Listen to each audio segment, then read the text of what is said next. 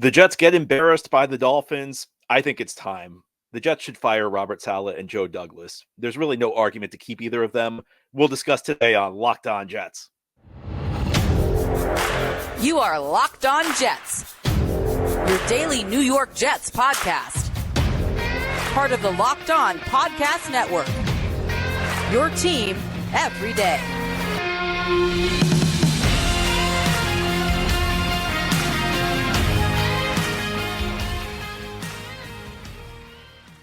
Welcome. This is the Locked On Jets podcast, part of the Locked On Podcast Network, your team every day. It's Monday, December 18th, 2023, and I'm your host, John B. from GangGreenNation.com. Thanking you so much for making the show your first listener, first watch every day. Subscribe to the show for free on YouTube or wherever you get your podcasts so you get new episodes as soon as they're posted.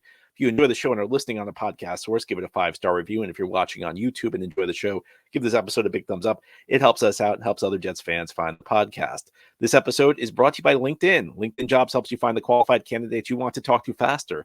Post your job for free at linkedin.com/LockedOnNFL. That's linkedin.com/LockedOnNFL to post your job for free. Terms and conditions apply. And that's a very apropos sponsor of today's show, because we're going to talk about the New York Jets getting embarrassed by the Miami Dolphins 30-0 and changes that I think it's very difficult to argue against at this point. I think that this was probably the last straw.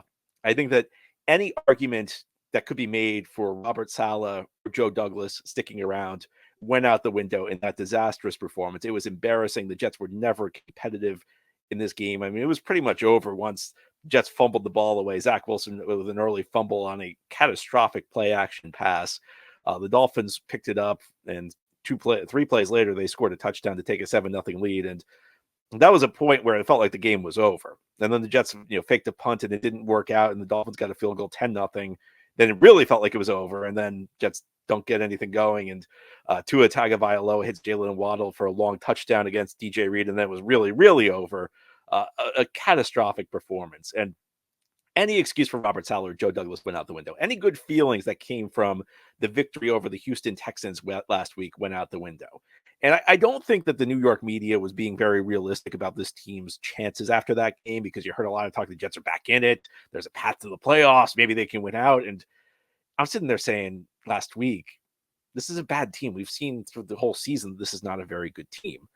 But I think that I just I try and come up with any argument against the thing, getting rid of these guys, and I'm out of it. Because first of all, when you lose 30-0 and you're not competitive, I think big picture, you have to wonder how the team prepared for the week. Now, there are certain things that I don't necessarily blame the coaching staff for as much as other people do. That fake punt in the first quarter, it failed. I actually did not hate the call. I felt like that was a decent spot to take a chance. They were on the Jets were on their own side of the field, but they were close to midfield. The Jets know that they're undermanned in this game. They know they're not as good as Miami. You have to try and steal a possession somewhere. I did not hate that. Now, what I would say is that it was pretty clear Miami was set up well at the snap to defend that. And I think that the Jets needed to have a way to call it off. And maybe they did, and maybe somebody on the field messed up. Maybe whoever was supposed to give the signal messed it up or didn't read the Miami defense correctly. I did not hate that call. The other thing I'm not going to get on the Jets for is there's a lot of criticism that they did not put Sauce Gardner on Jalen Waddle, who had a big day. He had that long touchdown against DJ Reed. He beat DJ a couple other times. DJ Reed's a really good corner. I think DJ is held up against players who are comparable to Jalen Waddle, some guys who are better than Jalen Waddle. I don't think it's unreasonable to expect a DJ Reed caliber corner to hold up better against Jalen Waddle, because if Tyreek Hill was in the lineup, DJ would have to play Jalen Waddle anyway, and you'd feel pretty good against him. It was a rough day at the office for DJ, a rare bad day. But here's the thing, I have a tough time with. First of all, the total non-competitive nature of the team. And Alan Lazard, after the game, didn't explicitly call out the coaching staff, but he kind of gave you some buzzwords that made it sound like they weren't prepared, which is always subtly kind of saying, I don't think the coaching staff prepared us very well for this game, which is, even though technically he's right on the merits, for Alan Lazard to say that after the season he's had is tough to believe. But I think he was right on the merits. This team did not look prepared for this game. Here's the other thing I look to, 4 yards of offense in the first half. How does that happen? Well, there are a couple reasons it happens. One of which is just the Jets are not making anything easy in their scheme. And we've said it all season long. The Jets don't scheme up plays that are easy to hit. And the reason it stands out in this game is you're going up against one of the best schemed offenses in the NFL. So when the Dolphins have the ball, you see how they use motions to just give Tua Tagovailoa just like easiest passes a quarterback can make.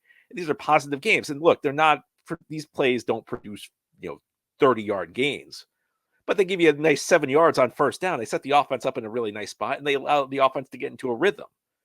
And it's not all that. I mean, look, again, Waddle had a big day against DJ Reed.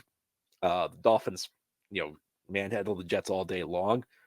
But these easy plays at least make the offense a little bit better. And when the Jets gained 4 yards in the first half, that's not me misquoting it. 4. The number 4. The number you hear like on Sesame Street. 4.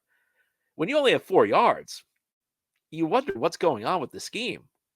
And you also wonder why Garrett Wilson's not more involved. And if you switch these coaching staffs, there's no way you can tell me Garrett Wilson has 0 targets in the first half, especially when the offense is struggling. If the offense is in a little bit of a rhythm and they're not utilizing Garrett, that's one thing. It's like, okay, we're going to stick with what's working. Nothing's working, and you're not even getting your best player involved.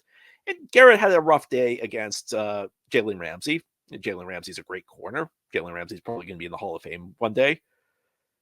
But part of the coaching staff's job is to work around that. Part of the coaching staff job is to help Garrett out, move him around a little bit, get him in motion, get him in the slot, do something to get him away from Ramsey, and also manufacture a touch or two, get him the ball in space, just throw him a quick screen or something like that. Again, it may help the offense get into rhythm. It's not going to produce a touchdown. It's not going to produce a 30-yard gain, but a nice little 6-yard gain that'll get the offense moving. It'll make you feel positive about something. It'll get Garrett involved in the game. We see none of that from Nathaniel Hackett. Jets have a lot of talent issues. They have a lot of personnel issues, some of which are due to injury, some of which are not. But when you're not even doing the things that are easy, that should make things easier on your team, you wonder what's going on with the coaching staff. And look, we know part of the reason Hackett's here is Aaron Rodgers, but Saleh picked him. Saleh worked with him in Jacksonville. So it's not only Aaron Rodgers. Saleh picked this guy. It was a disaster. And I don't think you can look away from the talent, though, because the biggest problem with the Jets in this game was the offensive line. That may have been the worst game I've ever seen an offensive line play in the NFL. And I know sometimes we're hyperbolic after these bad losses because it gets really emotional.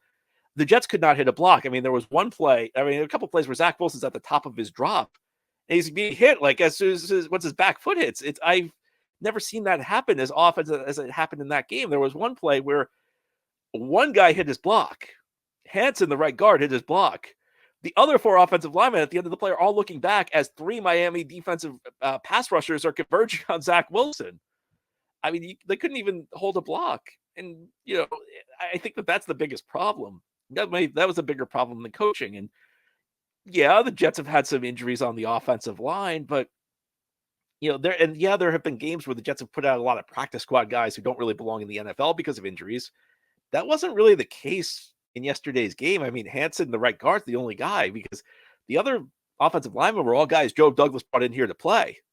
You have Mekhi Becton, who was a first-round pick a couple of years ago. You have Laken Tomlinson, who was a very expensive free agent signing. You have Joe Tippmann, who was the second-round pick this year. And you had Billy Turner, who I know was brought in to be a backup, but he was brought in to be a primary backup. And with Becton and Dwayne Brown as your starters, you knew he was going to get a lot of playing time. Whoever your top backup tackle was going to get a lot of playing time this year. And Turner's been, maybe been the worst offensive lineman in the NFL. So, you can't excuse Joe Douglas. And the other thing is, like, Dwayne Brown's been back on this roster for a couple of weeks, and he can only get into the game as a blocking tight end. So that shows you a lot about the caliber of the guy who was planned to be and was the opening day left tackle.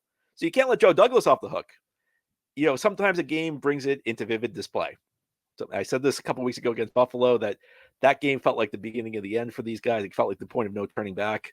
Well, I think if that game was the point of no turning back for Robert Saleh and Joe Douglas, this was the game where any argument about keeping them came to an end, because you've just seen the roster construction, the coaching, it's just completely unacceptable. And it goes back to one bigger issue. This Jets team just isn't that good. It's not a good team. The Jets overrated their talent heading into the season. As we continue here on this Monday edition of Locked On Jets, we're going to go into just how bad things are right now. And I hate to talk about it, but you have to after a game like that.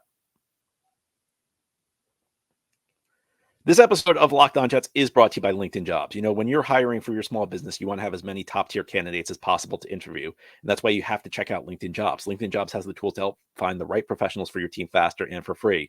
If the Jets make a move on their coaching staff or their GM position, they'll need candidates. Maybe they should turn to LinkedIn Jobs, because LinkedIn is not just another jobs board.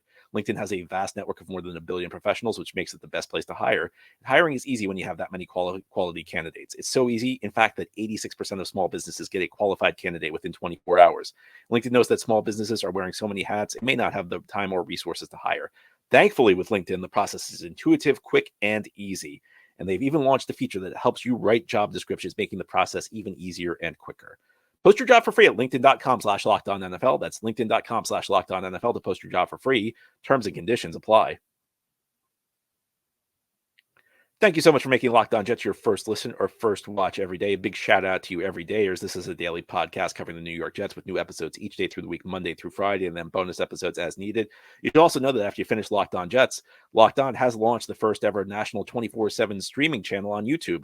Locked On Sports Today is here for you 24/7, covering the top stories of the day with local experts of the Locked On Podcast Network, plus national shows covering every league. Go to Locked On Sports Today on YouTube and subscribe to the first ever national sports 24/7 streaming channel. Today on Locked On Jets, we're breaking down a 30-0 Jets loss and what it means, because there's a bigger picture that comes out of this game. And it's that the Jets are broken as a team. And it's not something that's a surprise. If you've been watching this team since the bye, you probably realize that this team is just not very good. And I feel like that's kind of been obscured. And part of the reason I feel like that's been obscured is the playoffs are not that hard to make in today's NFL.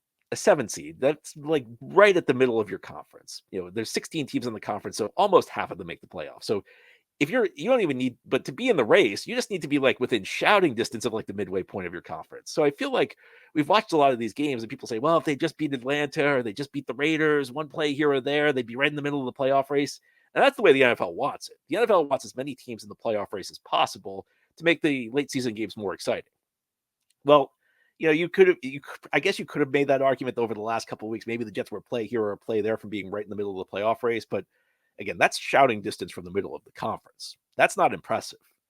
And the Jets have been officially eliminated from playoff contention. That happened yesterday, combining the loss with some of the other action that happened over the weekend. Jets are out.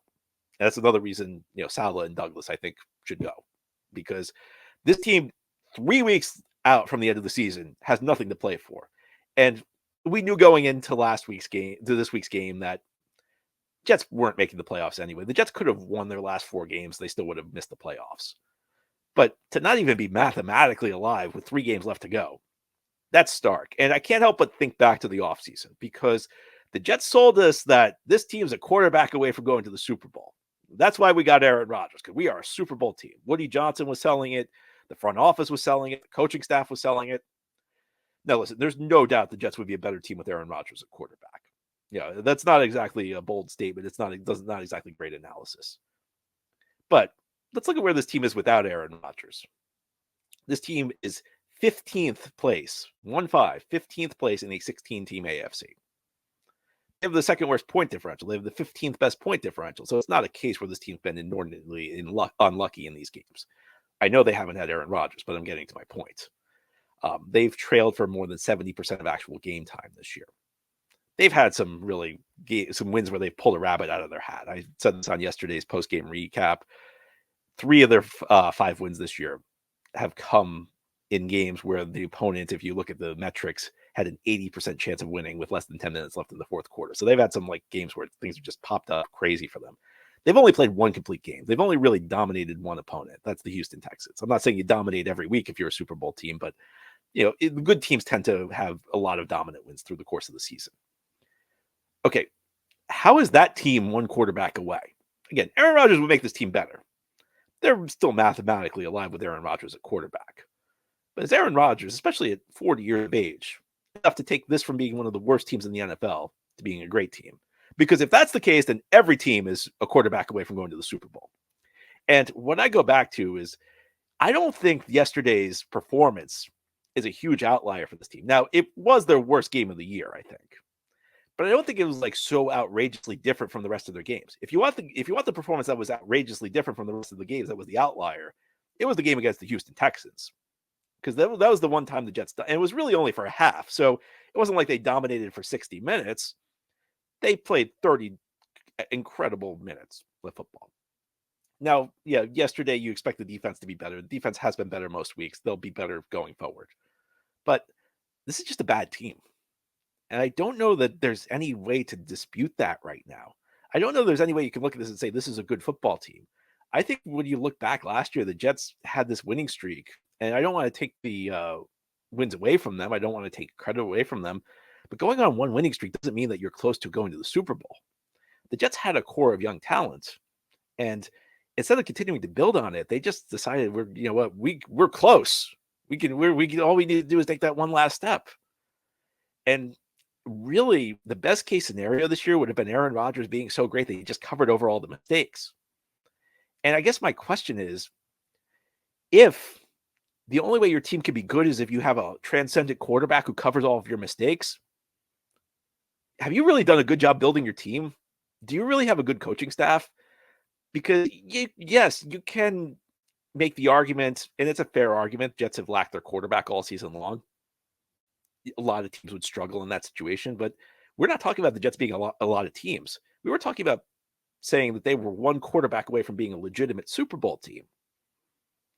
And, I don't think it takes a genius to go get Aaron Rodgers, right? I don't think it takes a genius. It's not like Aaron Rodgers is great scouting if he goes out and plays well. He's Aaron Rodgers.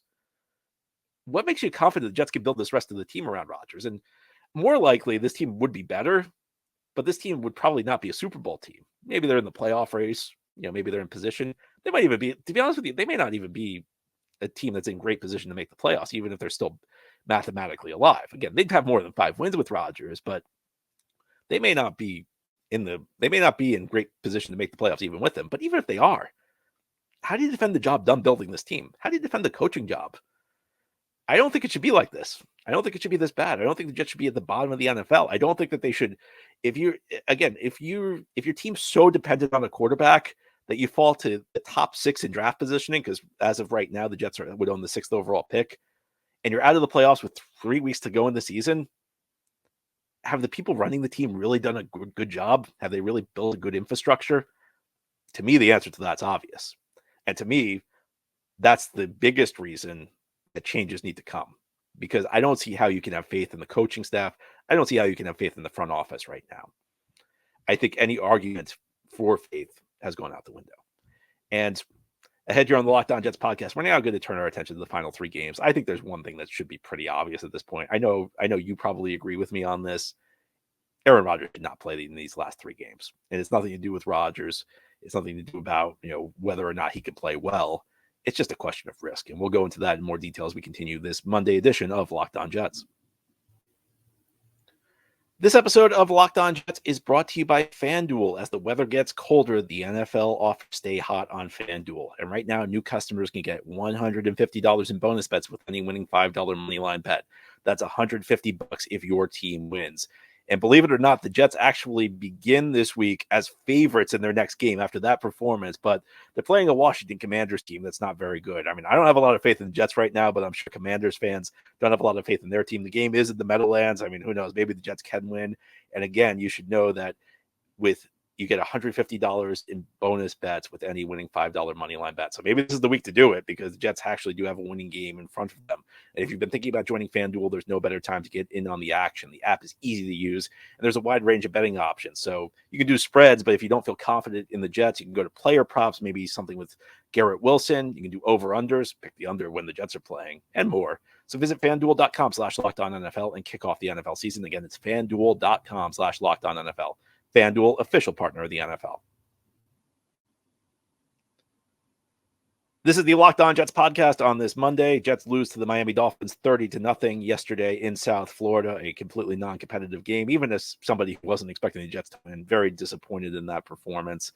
It officially eliminated the Jets from playoff contention, and I think that it officially eliminates any idea that Aaron Rodgers should take the field this coming weekend or for the rest of the season. And I felt this way anyway. I know you probably felt this way anyway. It's a matter of risk reward right now. And Rodgers himself has said, I'm not playing if the Jets are out of the playoff race. So what are the reasons to put Rodgers on the field at this point? I mean, what, you want to win a couple of games? I mean, maybe the coaching staff is listening to this podcast, because I know I'm not the only person saying this. I know you probably feel it too, that the Jets should make changes in the coaching staff and front office. So maybe the coaching staff and front office feels like we got to win a couple of games here to save our jobs. I guess that's one reason to put them on the field. For me, that's a reason not to do it, because I don't want Rodgers saving these guys' jobs. I think these guys have to go. So maybe that's one reason. I mean, another reason to be entertainment, I don't know. Another reason so Rodgers could, be the guy that conquered the Achilles injury in 3.5 months. None of these seem like very good reasons. And part of it's just the risk. And I will begin with the caveat. Obviously, I'm not a doctor, but given this situation, given all the buzz over the last couple of months about Rodgers potentially returning, I tried to read as much as I can. I've tried to speak with people who actually know this stuff well. And it seems like the general consensus with Rodgers is that, it's not that big of a surprise that he's able to move around right now. He's able to kind of do some pregame warm-up stuff. The Jets are trying to frame this as some sort of miracle recovery. And from what I understand, it's not a big surprise that in 3 months the tendon's healed. The question is more whether structurally the area is strong enough to hold up from the wear and tear of an NFL game. Because it's one thing to be kind of messing around in pregame warmups, another to be in non-contact drills in practice where he was reportedly playing linebacker that last week. That's not a lot of stress. An NFL game where, especially at the quarterback position, where you got to drop back, you got to plant your foot, or you got to maybe move a little bit if you're under pressure, you got to make a sharp cut here or there. It's a different kind of stress. And we're not even going to bring the MetLife Stadium turf into it, although you know all about that. And there's no guarantees anything would happen. But it's a question of risk reward. And the general consensus seems to be that he would be at an appreciably elevated risk of re-injuring if he did. And again, it's not so much that is he healthy, is he able to move on it reasonably well. But it's more a question of, is it risky? And people seem to feel like biology just dictates, yes, it's very risky at this point. Yeah, that's without even talking about the MetLife Stadium turf this coming weekend. So when we're talking about this risk, and Rodgers himself has said, I will not be 100% if I'm stepping out on the field. And those are his own words. So it's not like this is a zero risk deal. What's the reward? If the Jets are winning the AFC East, especially because Rodgers is at an advanced age, I could understand it to a degree, because it's you only got him for a year or two. This might be your shot. Now, of course, if the Jets were in great position, that probably would have meant Zach Wilson was playing pretty well at quarterback. So would have the question, would it make sense to do that? And maybe in that situation, you activate Rodgers as the backup and ready, you have a short release with Zach or something like that. But we're not even in the situation where there's anything to be gained. I mean, yeah, you can win a couple meaningless late season games, but the risk is so extreme because, again, everything I gather from people who actually know what they're talking about, if Rodgers tears this thing, it's very likely the end for him. And the Jets do want him back next year. The Jets kind of need him back next year. So do you want to risk next year when there's potentially something to play for 3 games that don't matter? And by the way, you also have a quick turnaround this coming week, because the Jets, after their game Sunday against Washington, they play Thursday night. So it's a quick week. So that could also factor in. There's just not a lot that makes sense about this idea. I don't think it really was a good idea anyway. I think that when you're talking about the risk reward, the Jets were always on the fringes of the playoff race. Even if they beat Miami, their odds of making the playoffs were probably in the 1% to 2% range, just because they were so far behind the rest of the conference. But now that they're officially out, now that there's not even that 1%, now you're not even chasing that anymore. I don't see any benefit in putting Rodgers out on the field for these games. And I'm sure you probably feel the same way, because what's left to do in this Jet season? They're going to have a losing record again. It's a disappointing season no matter what happens. There's no playoffs in the AFC. The offensive line, I mean, geez, you want to put him behind that offensive line? I'm sorry. That's crazy. After that offensive line performance, that was that may have been the worst offensive line game I've ever seen an NFL team play. I know it's easy to get caught up in the moment. I know it's easy to forget about how bad things can be in the past. But my goodness, you can't put him behind that offensive line coming off an Achilles injury. That's malpractice. So I think everything's lined up. This game, I was 99% of the way there anyway that Rodgers should not be playing, but that game ended any doubt for me. There's nothing to be gained by Aaron Rodgers playing and a lot to lose. Anyway, that's all for today's episode. This has been the Locked On Jets podcast, part of the Locked On Podcast Network. Your team every day is our motto. As always, if you enjoy the show, hit the subscribe button where you're watching or listening so that you'll never miss an episode. If you enjoy the show and are listening on the podcast source, give it a 5-star review. And if you're watching on YouTube and enjoy the show, give this episode a big thumbs up. Helps us out, helps other Jets fans find the podcast. Hope you have a great Monday, even with the Jets lost. Try and find a way to enjoy your day, maybe get some Christmas shopping done last minute. And we'll be back tomorrow to talk more Jets.